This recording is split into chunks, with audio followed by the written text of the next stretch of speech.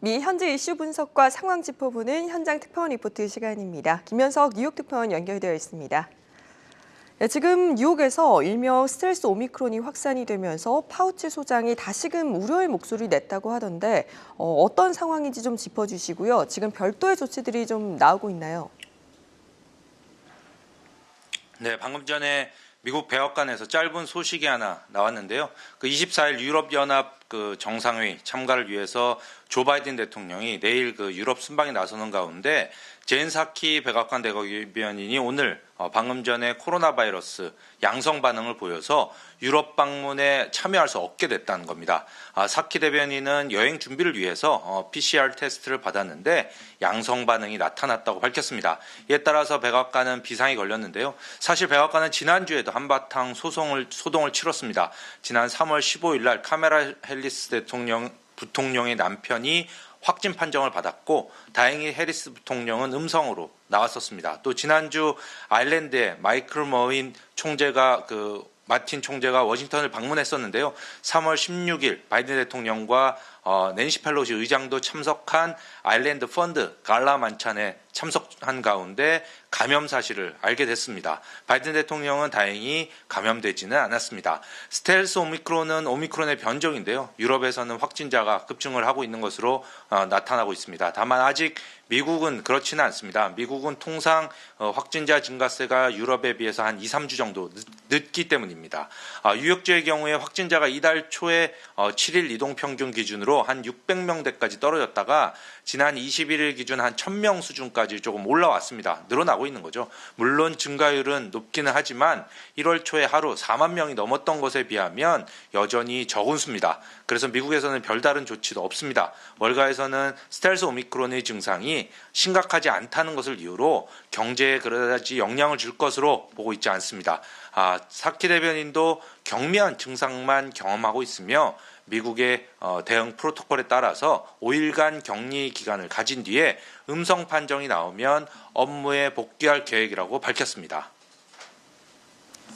네, 지금 유가 고공행진이 이어지고 있고 러시아산 에너지 대체제를 찾아야 하는 상황에서 바이든 대통령과 사우디아라비아의 관계 개선이 급선무입니다. 현지에서 이 개선 가능성에 대해서는 어떤 의견이 나옵니까?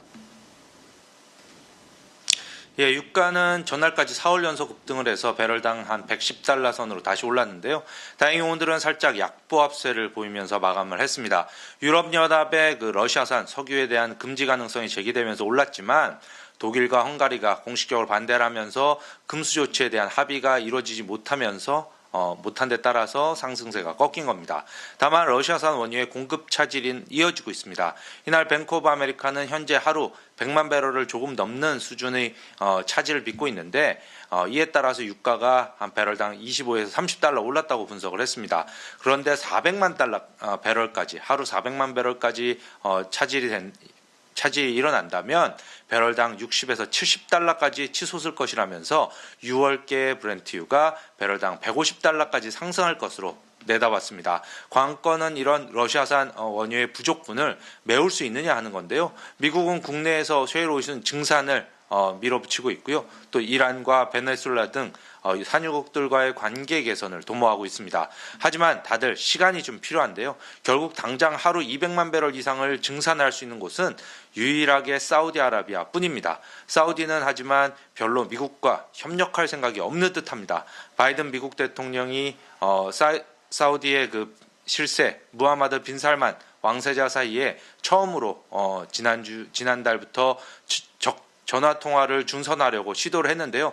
빈살만 왕세자가 이를 거부한 것으로 이렇게 알려지고 있습니다. 대신 빈살만은 중국 시진핑 주석을 사우디에 초청을 하고 위안화를 받고 그 원유를 내주는 그런 방안도 추진을 하고 있습니다.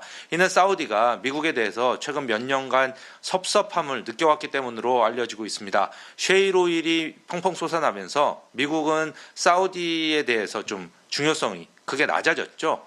여기에 몇 년 전 사우디의 언론인인 자말 카쇼크지 암살 배후에 빈살만 왕세자가 있는 것으로 알려지고 있는 가운데 바이든 대통령은 이를 비난하기도 했었습니다. 미국이 최근 이란과의 핵 협상 타결을 서두르는 것도 이란과 사이가 나쁜 사우디에게는 기분 나쁜 일입니다. 또 예멘 내전에서 이란의 지원을 받고 있는 후티 반군 진압을 미국이 도와주지 않는 것에 대해서도 사우디 측은 불만이 큽니다. 바이든 행정부는 사우디가 예멘 내전을 장기화하고 있다고 비판을 했고 일부 무기 판매도 중단을 했습니다. 또 인도주의 위기를 들어서 후티 반군을 테러리스트 명단에서 제외하기도 했습니다.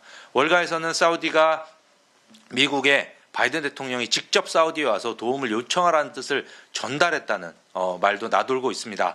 혹 특사만 보내지 말고 본인이 직접 와서 요청하라는 것이는데요. 과연 바이든 대통령이 살인자라고 비난을 한 빈살만 왕자를 만나러 직접 사우디에 갈지는 의문입니다. 관계는 계속 이렇게 껄끄러울 것으로 보이는데요. 하지만 서로 도움이 필요하다는 건 분명한 만큼 어느 정도 관계를 유지하되 긴장도 이어질 것으로 관측이 되고 있습니다. 지금까지 뉴욕에서 한국경제신문의 김현석 특파원이었습니다.